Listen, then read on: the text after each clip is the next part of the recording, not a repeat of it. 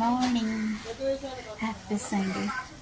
আজকে সানডে, তো আজকে ওয়েদারটা একটু ঠান্ডা ঠান্ডা আছে, সেজন্য বেশ ভালো লাগছে। হাওয়াটাও বাইরে ভালো দিচ্ছে, আর একদম রান্না বসিয়ে দিয়েছি।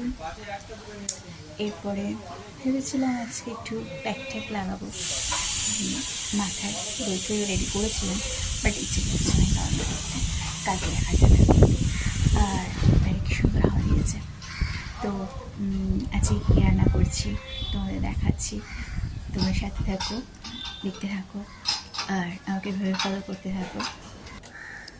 লাউটা নিয়ে বসে পড়েছি কাটবো বলে, আর আজকে লাউয়ের ঘন্ট তৈরি করবো, আর ওদিকে খোসাগুলো ভাজে করবো বলে কেটে নিয়েছি। ওই খোসা দিয়ে ছিচকি বেশ ভালো লাগে।